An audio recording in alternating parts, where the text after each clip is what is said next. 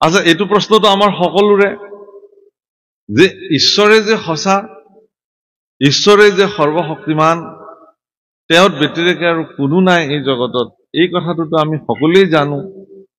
জনাৰ পিছতো আমি কিয় ঈশ্বৰক নভজো? প্ৰশ্নটো এইটোৱে আটাইতকৈ ডাঙৰ প্ৰশ্ন। এনেকুৱা এজন ব্যক্তি নাই পৃথিৱীত যাক আপুনি সুধিলে ক'ব, চবে ক'ব নাই নাই ঈশ্বৰ তেওঁৱেই আৰু। তাহলে আপুনি কিয় নভজে?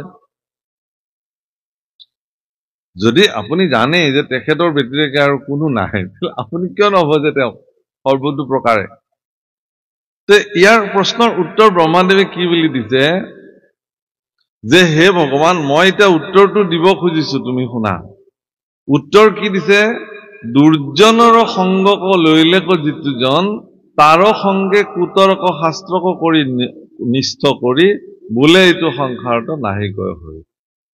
দুৰ্জনৰ সংগ যেতিয়া মানুহে গ্ৰহণ কৰিব, অসৎজনৰ সংগ যেতিয়া ব্যক্তি গ্ৰহণ কৰিব, আৰু সেই অসৎ সংগ গ্ৰহণ কৰি যেতিয়া কুতৰ্ক শাস্ত্ৰকে জীৱনৰ সৰ্বশ্ৰেষ্ঠ শাস্ত্ৰ বুলি গ্ৰহণ কৰিব, সেই ব্যক্তিয়ে যুক্তি দিব কি বুলি? যে ঈশ্বৰ বুলি কোনো অস্তিত্বই জগতত নাই। পাৰিলে ক'ব যে ময়ে ভগৱান, এই বুলি কৈ দিব। আচ্ছা, এই বুলি ময়ে নিজকে ঈশ্বৰ বুলি কোৱা সকলৰ গতি কি হৈছে শাস্ত্ৰত তাৰো বৰ্ণন হৈছে। ৰাৱণে নিজকে ঈশ্বৰ বুলি কৈছিল। কোন আছে মোতকে?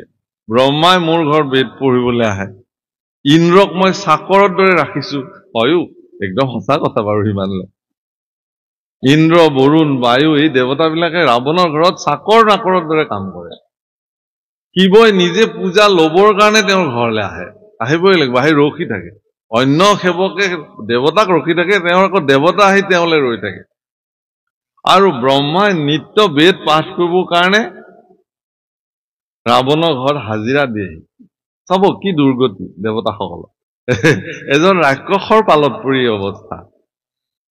হিৰণ্যকশিপুতো ঘোষণাই কৰি থৈ দিলে যে কোন বিষ্ণু? ময়ে ঈশ্বৰ, মোক পূজা। বেনৰ দৰে ৰজাসকলৰ কথা আপোনালোকে জানে। কিন্তু এইসকলৰ দুৰ্গতি কি, পৰিণাম কি? তেওঁলোকৰ ভয়ংকৰ পৰিণাম। ঈশ্বৰ পুৰুষে এওঁলোকক সেই পৰিণাম দেখুৱাইছে। কিন্তু প্ৰভুসকল, ইয়াৰ মূল কাৰণটো কি? যে তেনেকুৱা দুৰ্জনটো আমাৰ মানুহৰ মাজতো আছে। শব্দটো কবলৈ বেয়া। ইয়াৰ মূল কাৰণটো হ'ল কি? যে এখেতলোকে দুষ্টৰ সংগ গ্ৰহণ কৰিলে, দুৰ্জনৰ সংগ গ্ৰহণ কৰিলে। মহাপুৰুষে লিখিছে, সাধু সংগ অনুসৰা, শ্ৰৱণ কীৰ্তন কৰা, পৰিহৰা পাখণ্ড আচাৰ। গতিকে আমাৰ জীৱনৰ পাখণ্ড আচাৰ কোনটো? ভগৱানক ভগৱান বুলি নমনাটোৱে আমাৰ জীৱনৰ পাখণ্ড আচাৰ। ঈশ্বৰৰ অস্তিত্বক অৱজ্ঞা কৰাটোৱে আমাৰ জীৱনৰ পাখণ্ড আচাৰ। তুমি প্ৰভু, তুমি ব্যতিৰেকে মোৰ আৰু কোনো নাই।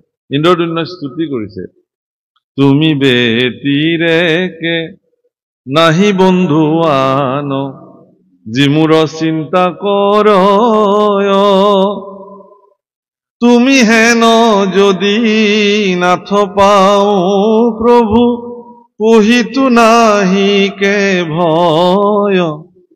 ও হৰি প্ৰভু জগন্নাথ, নিস্তাৰ কৰা দাৰুণ সংসাৰ। তুমি ব্যতিৰেকে কোন বন্ধু আছে মোৰ?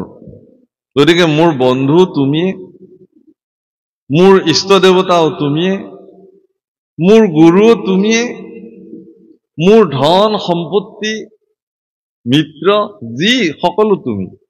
ত্বমেব মাতা চ পিতা ত্বমেব, ত্বমেব বন্ধু স সখা ত্বমেব, ত্বমেব বিদ্যা দ্রবিণম ত্বমেব, ত্বমেব সর্বম মম দেব দেব। অর্জুনে কৈছে, তুমিয়ে মোৰ পিতৃ, তুমিয়ে মোৰ মাতৃ, তুমিয়ে মোৰ বিদ্যা, তুমিয়ে মোৰ বন্ধু, তুমি মোৰ ইষ্ট কুটুম্ব গুৰু সকলো। ত্বমেব সৰ্বম মম দেব দেব, তুমি মোৰ সকলো।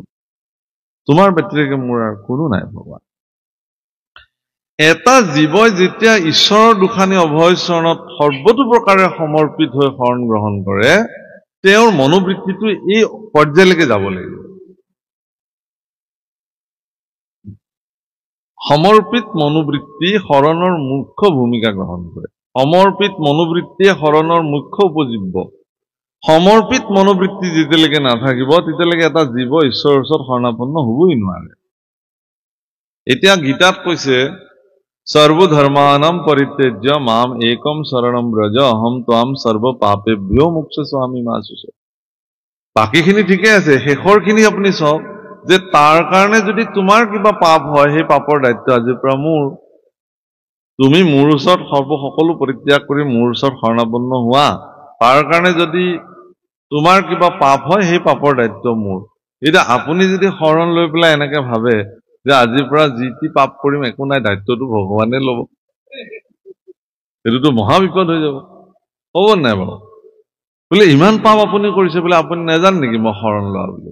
এতিয়া আৰু মোৰ গাত একো দায় নাই আৰু, চব তেওঁৰ আৰু তেওঁ লৈছে নহয় দায়িত্ব। এনেকুৱা যদি পৰ্যায়লৈ কোনো ব্যক্তি গুচি যায় তাহলে কি গতি হ'ব কওকচোন জগতখনত? তাৰমানে ভগৱানে গীতাত এই বাক্যটো এইকাৰণেই এই বুলি ক'লে যে এজন ব্যক্তিয়ে জীৱনৰ সৰ্বোচ্চ পৰিত্যাগ কৰি কেৱল ভগৱন্ত পুৰুষৰ অভয় চৰণকে জীৱনৰ সৰ্বোচ্চ বুলি মানি দুখানি অভয় চৰণত কায় বাক্য মনে সুদৃঢ় বিশ্বাসে যেতিয়া শৰণাপন্ন হয়, সেই ব্যক্তিজনৰ পৰা জীৱনত কেতিয়াও কোনো ধৰণৰ অপকৰ্ম সম্পাদিতেই নহয়। সেইকাৰণে ভগৱানে ইমান দায়িত্ব লৈ থৈ দিছে, তেওঁৰ দ্বাৰা হ'বই নোৱাৰে সম্পাদিত। গতিকে শৰণৰ স্তৰটো আমি ভবাৰ নিচিনাকৈ ইমান সহজো নহয়, ই এক বিশেষ স্তৰ, ইমান টুলুঙা বা ইমান সস্তীয়া বস্তু হ'বই নোৱাৰে। ব্ৰহ্মাদেৱে কৈছে যে হে প্ৰভু, তোমাৰ ওচৰত শৰণাপন্ন হ'বলৈ যোৱাৰ আগতে, তোমাক সৰ্বে মানিবলৈ যোৱাৰ আগতে এজন ব্যক্তিৰ প্ৰথম আৰু প্ৰধান কৰ্তব্য হ'ল কি, তেওঁ যেন তেন প্ৰকাৰণে তেওঁ সাধু সংগ অনুসৰণ কৰিবই লাগিব। যেতিয়া তেওঁ সাধু সংগত বহিলে গৈ সাধু সংগ তেওঁ জীৱনত অনুসৰণ কৰিবলৈ ল'লে, তেতিয়া তেওঁ বৰিষ্ঠম সৰ্বশাস্ত্ৰাণাম ভাগৱতৰ নিচিনা শাস্ত্ৰক তেওঁ ভৰসা কৰিব। সেইকাৰণে কৈছে যস্মিন শাস্ত্ৰে পুৰাণে বা হৰিৰ ভক্তি ন দৃশ্যতে শ্ৰোতব্যম নৈব তৎশাস্ত্ৰম যদি স্বয়ং ব্ৰহ্মা বদেত। ভাগৱতৰে শ্লোক, সংস্কৃত ভাগৱত।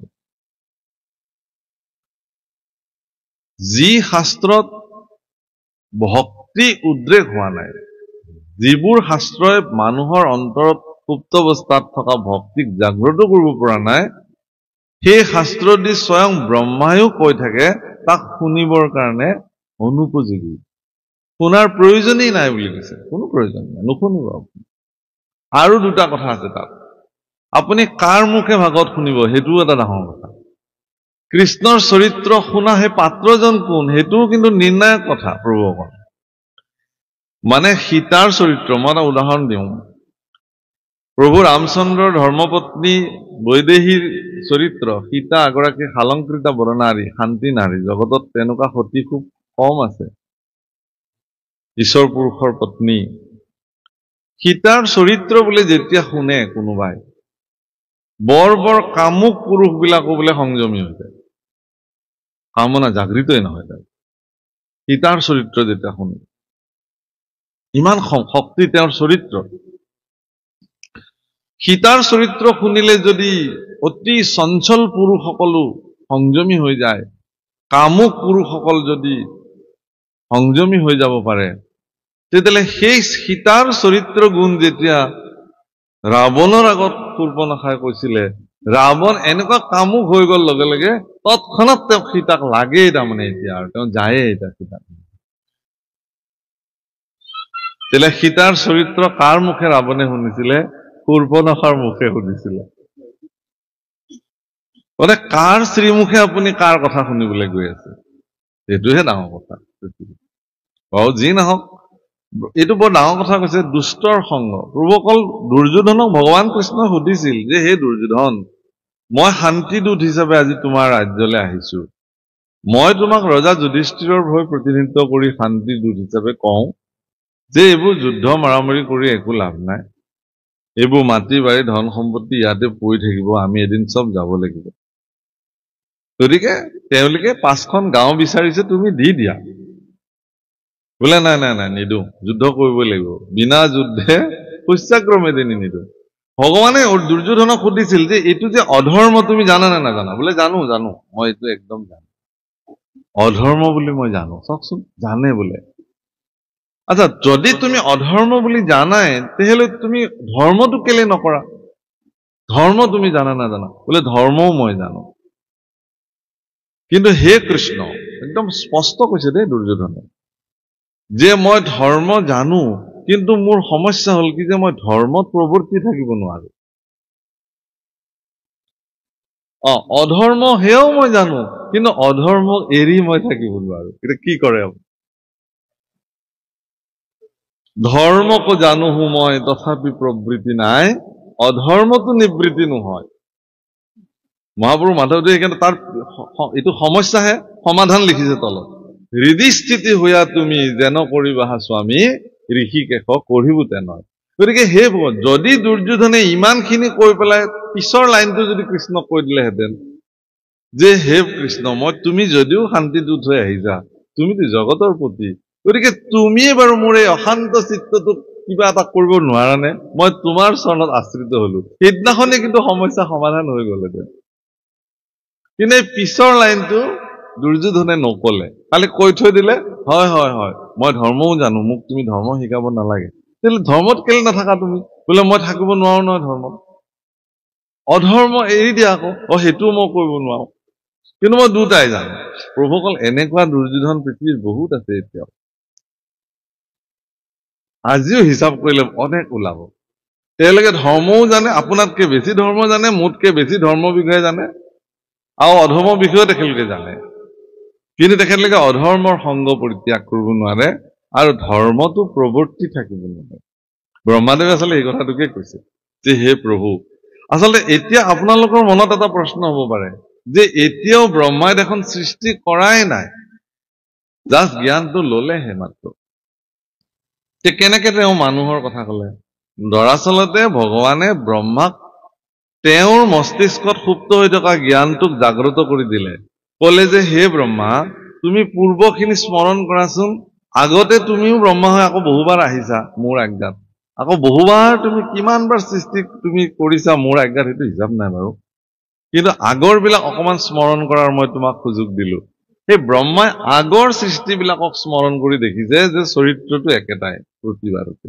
মানুহ নামৰ বিশেষকে এই প্ৰাণীটোৱে সকলো কথা জনাৰ পিছতো ভগৱান একমাত্ৰ দুসংগ, দুৰ্বাৰ দুসংগ, এই দুসংগ পৰিত্যাগ কৰিব নোৱাৰি, সজ্জনৰ সংগ গ্ৰহণ কৰিব নোৱাৰি, তোমাক আচলতে নাই বুলি তেওঁলোকে ভাবে। কিন্তু তুমিনো নাই ক'ত প্ৰভু? অত্ৰ তত্ৰ সৰ্বত্ৰ বিদ্যমান, সকলোতে তুমি বিদ্যমান হৈ আছা, তুমি ক'ত নাই? এই বুলি কৈছে। হে ৰাম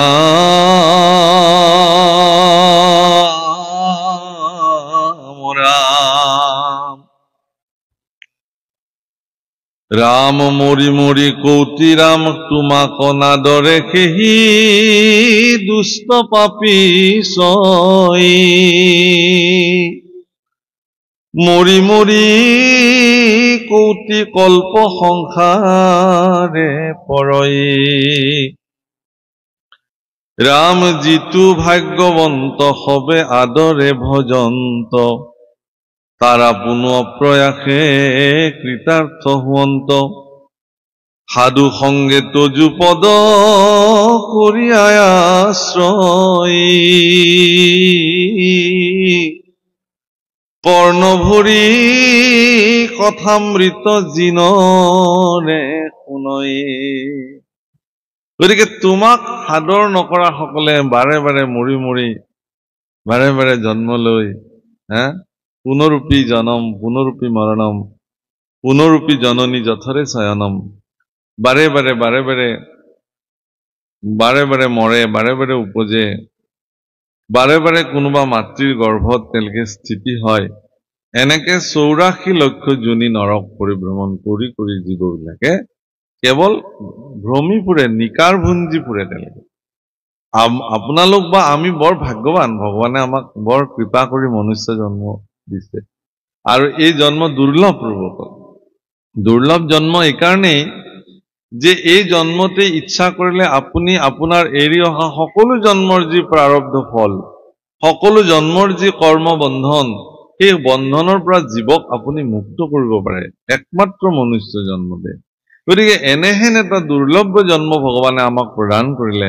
ইয়াৰ পিছতো আমি ভগৱানক কেতিয়াবা কওঁগৈ যে হে ভগৱান, ইমান তোমাক ভজি থাকো, তথাপিও তুমি মোৰ ফালে চকু মেলি নোচোৱা। কাষৰ মানুহ ঘৰে গাড়ী কিনিলে, ল'ৰাই চাকৰি পালে, আমাৰহে একো নহয় নে? মানে এই বুলি ভগৱানৰ ওচৰত গৈ পেলাই কেৱল অভিযোগ আৰু অভিযোগ দিয়ে। মই সেইকাৰণে কালিও মই কৈছো ভাগৱত পাঠত, মানে এনেকুৱাকে চাকি জ্বলোৱাৰ উপদ্ৰৱ ভাগৱতত, মানে হেতা ওপৰা হুলস্থুল, ইফালে ভাগৱতৰ ব্যাখ্যা চলি আছে। মানুহৰ কথাটো হলে কি চাকি জ্বলাব লাগে, প্ৰত্যেক গছি চাকিত একোখন একোখন অভাৱৰ আবেদন,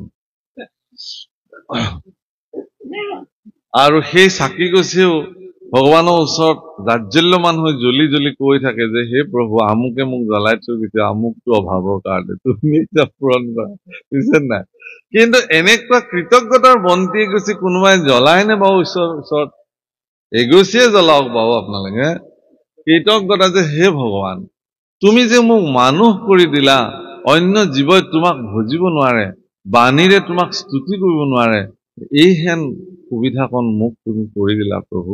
এনে কি মই তোমাৰ কৃপাৰ পাত্ৰ হলো, এইখিনিৰ কাৰণেই তোমাৰ ওচৰত জন্মে জন্মে মই যদি তোমাৰ চৰণ সেৱা কৰো প্ৰভু, তথাপি মই তোমাৰ ঋণৰ পৰা মুক্ত হব নোৱাৰিম। গতিকে কি নকৰিম এই অভাজনে, তোমাৰ দুখানি চৰণতে কৃতজ্ঞতাৰ এগছি প্ৰদীপ জ্বলালো প্ৰভু। এই মূঢ়মতিক তুমি কৃপা কৰা, তোমাৰ চৰণতে ঠাই দিয়া। চঞ্চল মন বাৰে বাৰে যেনি তেনি গতি কৰে, বুজিছেনে?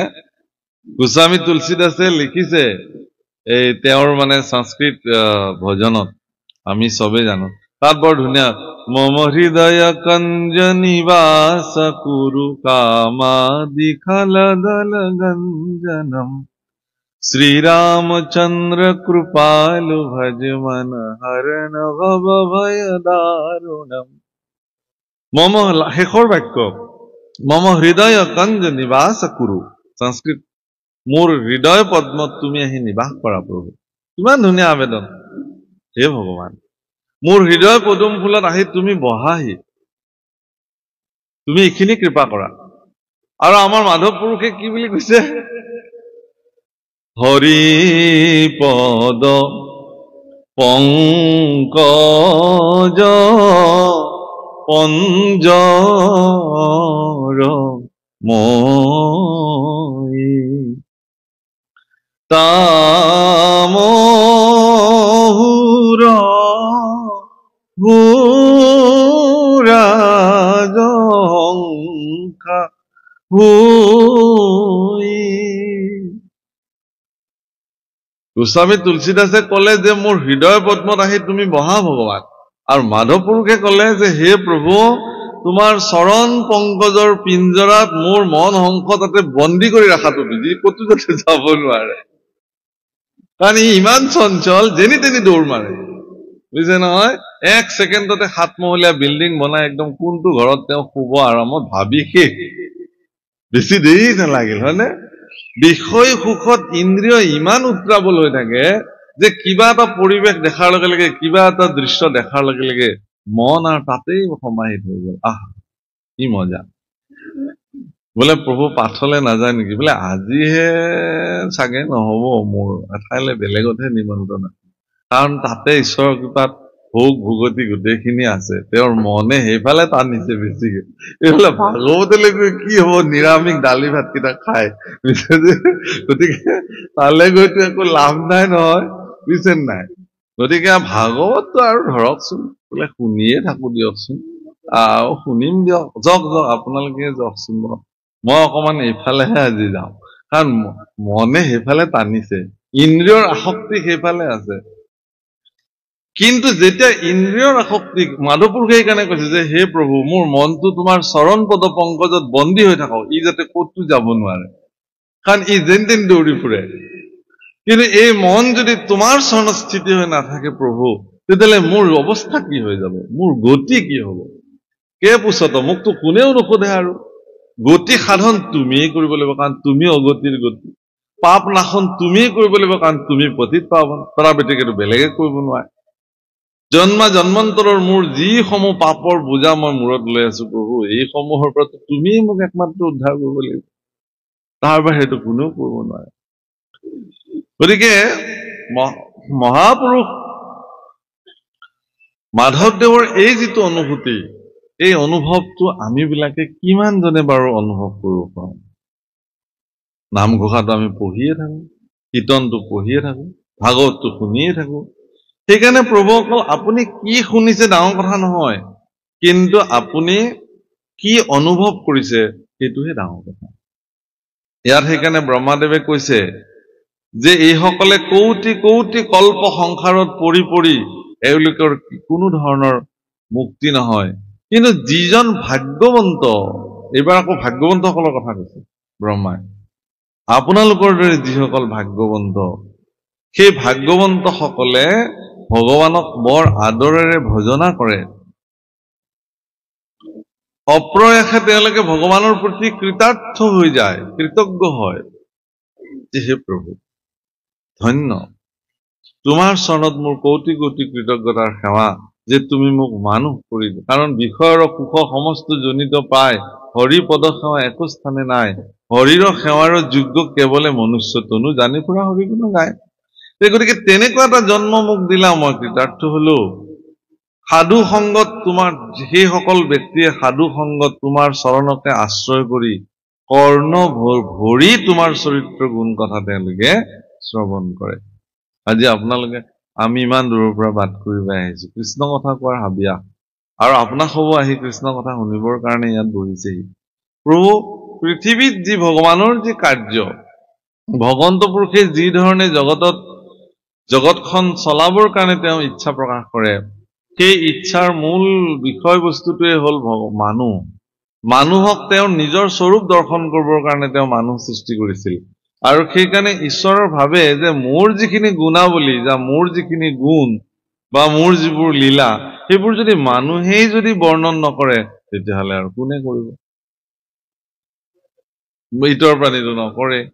আজি বোলে এটা বনৰীয়া হাতী বোলে সিদ্ধান্ত যদি লয় যে ইন্দ্ৰেশ্বৰ গগৈ ঘৰলৈ গৈ ময়ো পাঠ শুনো, আহি যদি ওলাই উপস্থিত হয়, এতিয়া কি অৱস্থা হ'ব? এতিয়া বহিবলৈ নে আসন দিয়ে তাক আপুনি, নে আপোনালোকে আসন এৰি পলাই? এতিয়া কি হ'ব কথাটো? গুণা মই এটা যদি আহি বোলে আপোনালোকে শুনিব পাৰে নেকি? মোৰো শুনাৰ আহি যদি আহি হুকাৰিবলৈ লয়, কি অৱস্থা হ'ব? দূৰতে বিদুৰ কৰা হ'ব। কুকুৰ এটা বহিব খুজিলেও বহিব দিয়া নাযায়।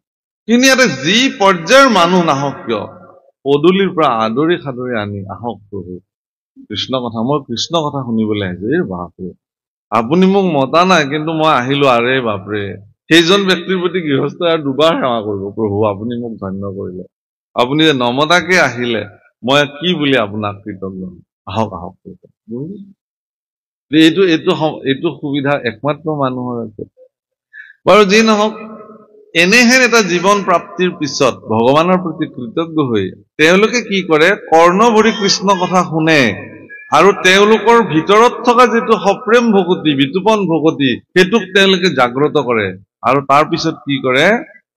দৃঢ় হৈ যায় মন, আৰু সেই সুদৃঢ় মনেৰে ৰাতুল চৰণত তেওঁলোকে আশ্ৰয় লয়। এইটো ব্ৰহ্মাই কৈছে, এইখিনি কথা ভগৱানক স্তুতি কৰি কৈছে যে প্ৰভু এইটো অৱস্থা। গতিকে দৃঢ় কৰি ধৰে সি ৰাতুল চৰণ, দৃঢ়ভাৱে ৰাতুল চৰণ তেওঁলোকে ধৰে। হে ভগৱান, তোমাৰ চৰণত আশ্ৰিত হৈ যিসকল জীৱই মনুষ্য জীৱনক সাৰ্থক কৰিলে, তেওঁ আৰু পুনঃ কেতিয়াও কোনো জননীৰ জঠৰত তেওঁ স্থিতি হবলগীয়া নাই। এই অৱস্থাটোকে ভাগৱতত নিবৃত্তি মাৰ্গ বুলি কৈছে। নিগম মাৰ্গ, মাৰ্গ দুটা আছেতো, এটা আগম, এটা নিগম। গতিকে নিগম শাস্ত্ৰসমূহৰ ভিতৰত সৰ্বশ্ৰেষ্ঠ শাস্ত্ৰখনেই হ'ল ভাগৱত। সকলো নিগম কল্পতৰু, ভাগৱত শাস্ত্ৰহে এই নিগম মাৰ্গক শ্ৰেষ্ঠত্ব দেখুৱাইছে। কেনেকে এজন ব্যক্তি আগম মাৰ্গ পৰিত্যাগ কৰি নিগম মাৰ্গলৈ তেওঁ গুচি যাব। কাৰণ আগম মাৰ্গ হলে তেওঁ পুনঃ পুনঃ আয়াজাত কৰি থাকিব। নিগম মাৰ্গত তেওঁ এবাৰ গৈ ভগৱানৰ লগত বিলীন হোৱাৰ পিছত তেওঁ আৰু ইহ জগতলৈ আহিব নোৱাৰে। প্ৰভুসকল আমাৰ হাতত কোনো হিচাপো নাই আকৌ এতিয়ালৈকে যে কোন ব্যক্তিয়ে কিমান বাৰ তেওঁ ক'ত গৈ আগমে পালে নে নিগমে পালে নাজানো। আমাৰ পৰা যিসকল চলি গ'ল ইতিমধ্যে, যাক আমি ডাঙৰ ভকত বুলি ভাবো, এনেকুৱা ডাঙৰ ভকত বিলাক বা তেওঁলোকে বৈকুণ্ঠতে আছে নে স্বৰ্গতে আছে নে নৰকতে আছে, আমাৰ হাতত হিচাপ নাই। কিন্তু শাস্ত্ৰই কৈছে, ভাগৱতে কৈছে কাৰণে ভাগৱতৰ বচনক সাৰ উদ্ধাৰ কৰি মান্যতা দি আমি বিলাকে সন্তুষ্টি লভিছো যে প্ৰভু ভাগৱতে দেখুৱাই দিয়া সোণখিৰিয়া পথেৰে হৰিভক্তি ৰাজমাৰ্গেৰে যিসকল ব্যক্তি গমন কৰিছে তেওঁলোকে নিশ্চিত ৰূপে তোমাৰ ওচৰলৈকে গৈছে। তেওঁলোকে আকৌ পুনঃ নিকাৰ ভুঞ্জিবলৈ এইখন জগতলৈ আৰু তেওঁলোকৰ আহিবলগীয়া নাই। এইটো আমি বিশ্বাসেৰে, পৰম বিশ্বাসেৰে আমি মানি লওঁ। আৰু ব্ৰহ্মাদেৱে সেই একেখিনি কথাকে কৈছে। অ তেবেতা সম্বাৰ হৃদি পৰিহাৰ যাইবে নপাৰা প্ৰভু কহিলো খাৰ।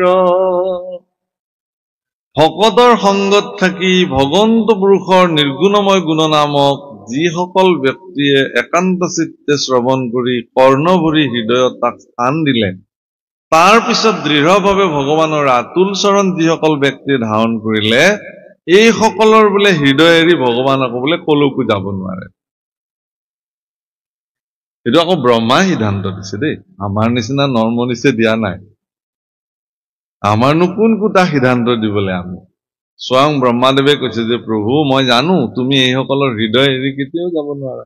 গোপীসকলৰ হৃদয় এৰি তুমি কেৱল শৰীৰটোহে মথুৰালে তোমাৰ লৈ গল হেৰিয়ে ৰথত তুলি কি অক্ৰূৰে, আৰু তোমাৰ মন প্ৰাণ সকলো ব্ৰজৰ গোপীবিলাকৰ তাতে থৈ গুচি গলা।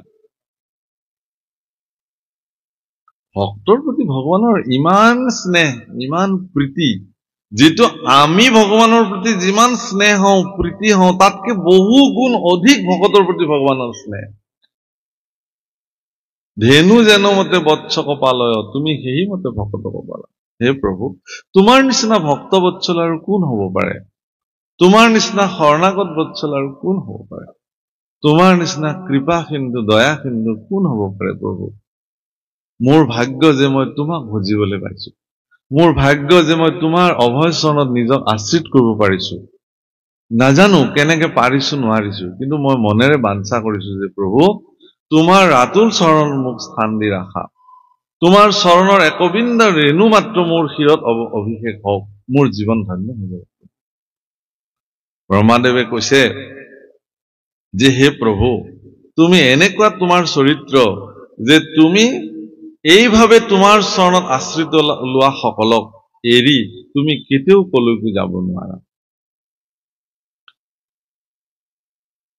ৰাম যাৱে সৰ্বভয় হৰে, ও তাবে সে দেহ গেহ ভাৰ্য পুত্ৰ যত, এসম্বাত শোক মোহ থাকে না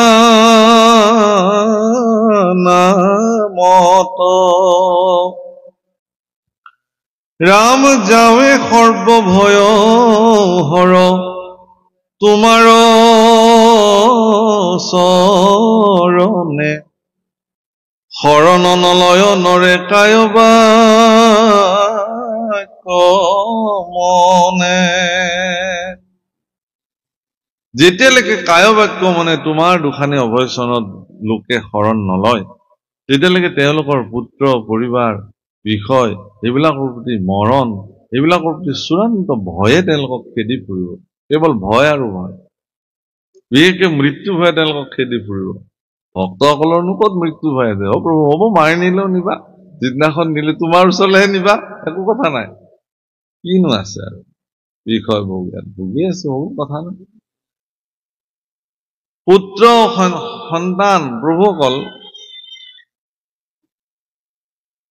মহাপুৰুষে বাৰে বাৰে শাস্ত্ৰত লিখিছে এইবোৰ পুত্ৰ পৰিবাৰ অসাৰ।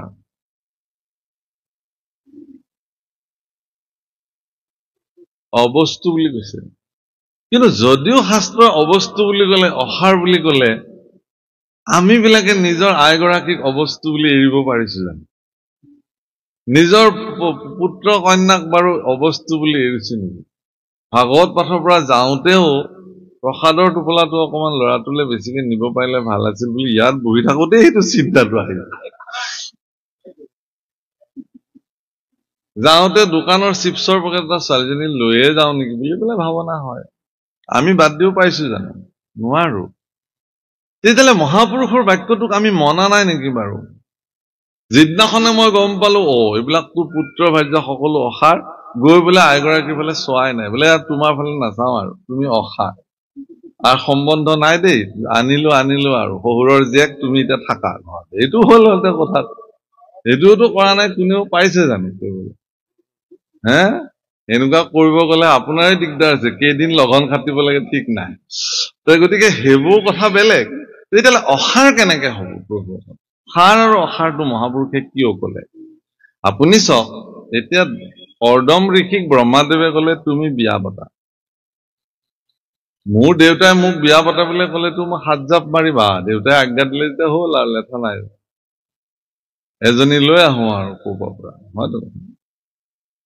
কিন্তু কৰ্দমে এইটো নকৰিলে। ব্ৰহ্মাদেৱে ক'লে যে তুমি বিয়া পাতিব লাগে, এতিয়া সংসাৰ কৰিব লাগে, পুত্ৰ পৰিবাৰ বঢ়াব লাগে,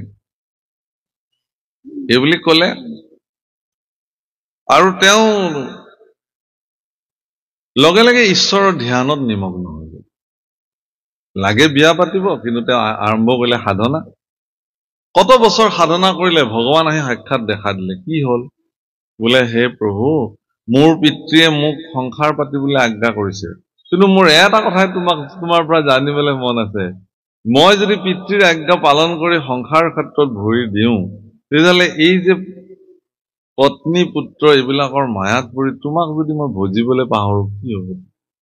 সেইকাৰণে মই তোমাক বিচাৰিছো, এতিয়া কোৱা মই কি কৰিম? তুমি ভগৱান নাই, একো চিন্তা কৰিব নালাগে। তোমাৰ নিচিনা সাধকসকলৰ যাতে সাধনা, মোৰ প্ৰতি থকা ভক্তিৰ সাধনা যাতে চিৰদিন অটুট থাকে, তাৰ কাৰণে মই সাধকসকলৰ কাৰণে একোগৰাকী সাধিকাও মই নিৰ্ণয় কৰি ৰাখো। জখ চাইছো খিনি প্ৰভুজনে একদম জেগাত দিলে। মই ক'লে লেঠা লাগিব বুলি মই আইসকলৰ ভয়তে কোৱা নাই। প্ৰভুৱে ক'লে যেতিয়া বয়োজ্যেষ্ঠ মানুহ কৈছে, আইসকল সেইফালৰ পৰাহে আহিছে বাক্যত, আমি কোৱা নাই। আমাৰতো আইসকলৰ প্ৰতি সদায় হেৰি, কৃষ্ণ চাই ৰুক্মিণী, গতিকে ভকত চাইহে ভকতনী, হয়নে?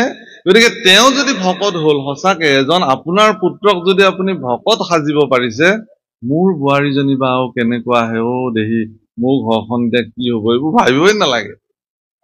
আপোনাৰ পুত্ৰক আপুনি একান্ত ভক্ত নিৰ্মাণ কৰক, ভগৱানে আপোনাৰ পুত্ৰৰ কাৰণে এগৰাকী ভকতনী নিৰ্মাণ কৰি ৰাখিব, যাতে আপোনাৰ ঘৰত ভক্তি প্ৰদীপ গছি সৰ্বদানি সুন্দৰকে জ্বলি থাকে, গুৰু গৃহভাগ যাতে সুন্দৰকে পালন হৈ থাকে, ভকত বান্ধৱ ঘৰলৈ আহিলে যাতে বোৱাৰীগৰাকী আঠে বেঠে গৈ আদৰে সাদৰে আনি বহুৱাব পাৰে, ঘোষা এজনা গাই যাতে ভকতৰ পদধূলি শিৰত তুলি ল'ব পাৰে, পিতৃ মাতৃ নহলেও যাতে দেউতা নাই আয়ো নাই, আহক তথাপিও প্ৰভু বহক, এগিলাচ পানী যাচি সেৱাভাগ যাতে জনাব পাৰে, ইয়াতকে আৰু কি লাগে?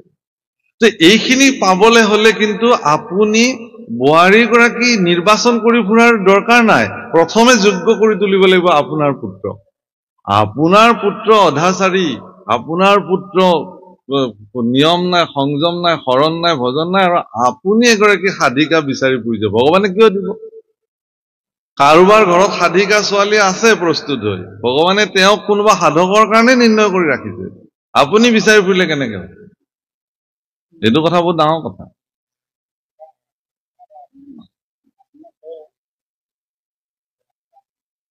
ভাল ছোৱালী এজনী চাবচোন।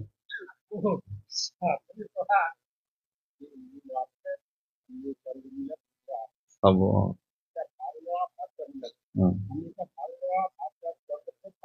সেইটোৱে কথা।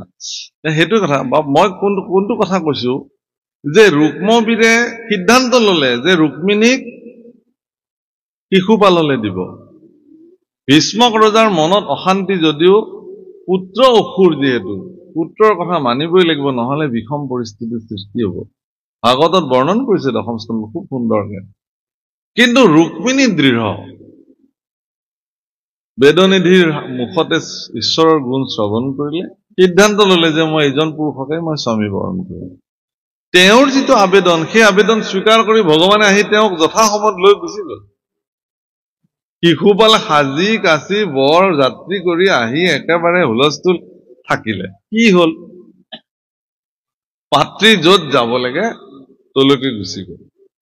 সেইকাৰণে সেই প্ৰভুসকল, তাৰমানে কথালকে কৰ্দম ঋষিয়ে যেতিয়া ভগৱানক কলে যে তেতিয়াহ'লে প্ৰভু তুমি সংসাৰ কৰিব লাগিব, তোমাৰ কাৰণে শতৰূপা আৰু স্বয়ম্ভু মনুৰ কন্যা দেৱহূতিক তোমাৰ কাৰণে নিৰ্ণয় কৰা হৈছে, ইতিমধ্যে আহি তোমাৰ আশ্ৰমত ৰৈ আছে, তুমি যোৱা তেওঁক বিবাহ কৰাগে আৰু 9 গৰাকী কন্যা সন্তানৰ পিতৃ হোৱাগে। আৰে ভগৱান, এইটো আকৌ কি?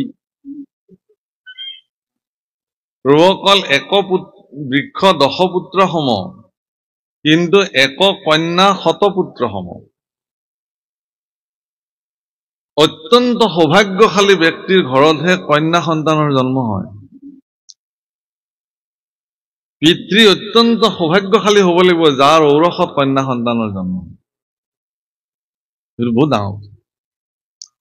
এজন পিতৃক জগতৰ ওচৰত ত্যাগী পুৰুষ হিচাপে স্বীকৃতি দিয়ে তেওঁৰ ছোৱালীয়ে। যিদিনাখন এজন পিতৃয়ে বুকুত শিল থৈ সমাজ বিদ্যমানে এজন পুৰুষৰ বিষ্ণুস্বৰূপ বৰক সাদৰি আনি নিজৰ ঔৰসজাত কন্যাক পানী গ্ৰহণ কৰাই দি পেলাই যেতিয়া কয় যে মই কন্যা সম্প্ৰদান কৰিলো, ছোৱালীক যেতিয়া হাতজোৰ কৰি কব, হে আই লক্ষ্মী, তোমাক উপজা দিনৰ পৰা মই পালন পোষণ কৰোঁতে মোৰ যদি কৰবাত কিবা দুঃসাদুষ হৈছে তুমি মৰিখন নকৰিবা। হে প্ৰভু, এজন পিতৃয়ে কিমান বুকুত শিল থৈ এষাৰ বাণী কয়, সেইটো ছোৱালী বিয়া দিয়া পিতৃৰ বাহিৰে কোনেও অনুভৱ কৰিব নোৱাৰে। তাৰ বাণীয়ে নাই, তাৰ ভাষাই নাই, প্ৰকাশৰ কোনো ভাষাই নাই। আৰু সেই বাক্যষাৰ শুনিবৰ সময়ত ছোৱালীৰ মনত কেনেকুৱা ধান বানে সেইটো ছোৱালীয়ে জানে আৰু বেলেগে বুজি নাপায় যে দেউতাই মোক তাৰমানে দিলে আৰু বিদায়। যিজন পিতৃয়ে মোক তুলি তালি ডাঙৰ কৰিছিল, যাৰ বুকুৰ উমত মই শুই থাকি ডাঙৰ হলো, সেই পিতৃয়ে চিৰদিনৰ কাৰণে মোক বিদায় দিলে। সেইকাৰণে ভাগৱত শাস্ত্ৰত মই কালিও ব্যাখ্যা কৰিছো, মোৰ ভাগৱতত দুহিতা শব্দ ব্যৱহাৰ কৰিছে ছোৱালীৰ ক্ষেত্ৰত। দুহিতা, কৰ্দমৰ 9 গৰাকী জীয়েকক দুহিতা বুলি কৈছে শাস্ত্ৰত। দুহিতা মানে কি? দুটা কুলৰ যিজনে হিত সাধন কৰিব পাৰে, সেইকাৰণে সেই ছোৱালীক দুহিতা বোলে। পিতৃকুলৰো হিত সাধন কৰিব তেওঁ, আৰু স্বামী কুলৰো হিত সাধন কৰিব পাৰে। এই দুটা কুলৰ হিত সাধন কৰিব পৰা ছোৱালীক দুহিতা বোলে। যদি নোৱাৰে কৰিব তেতিয়াহ'লে তেওঁ দুহিতা নহয়, ছোৱালী আৰু কন্যা, তেওঁ দুহিতা হ'ব নোৱাৰে। কৰ্দমক কৈছে যে হে প্ৰভু, তোমাৰ আজ্ঞা শিৰোধাৰ্য কৰিলো, 9 গৰাকী কন্যাৰ মই পিতৃ হ'ম বাৰু, কিন্তু মই এগৰাকী পুত্ৰ সন্তানৰো পিতৃ হ'ব খোজো যদি তুমি কৃপা কৰা।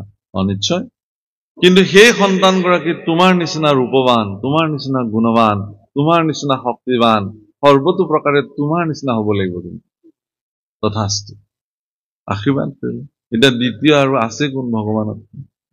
তেওঁৱে অদ্বিতীয় পৃথিৱীত, তেওঁৰ নিচিনা গুণৱান, ৰূপৱান, শক্তিবান কোন আছে? মনে মনে সিদ্ধান্ত ললে ময়ে যাব লাগিল। এতিয়া বাক্যতে বন্দী হৈ গল। সেইকাৰণে কৰ্দমৰ ঔৰসত ভগৱান স্থিতি গ্ৰহণ কৰিলে, কপিল স্বৰূপে ভগৱান জন্ম হল। এজন সাধক পুৰুষে, প্ৰভুসকল, মই এই কথাটোকে কবলৈ গৈছিলো যে এগৰাকী সাধক পুৰুষে ইচ্ছা কৰিলে নিজৰ ঔৰসত ঈশ্বৰকো স্থিতি কৰাই ল'ব পাৰে, য'ত নেকি তেওঁৰ সন্তান তেনেকুৱা মহাপুৰুষৰ। সেইকাৰণে আপুনি চাব, আজি গাৰ্গী, অৰুন্ধতী, কি কয় আপোনাৰ অৰুন্ধতী, অনুসূয়া, কৃতি, এইসকল কৰ্দমৰ জীয়ৰী আছিল। আৰু মৰিচি, অত্ৰিৰ নিচিনা প্ৰসিদ্ধ ঋষিসকলকে তেওঁ বিবাহ দিছে। অৰ্থাৎ অত্ৰিৰ মানে অনুসূয়াৰ কথাই মই কলো, অৰুন্ধতীৰ কথাই কলো আমি।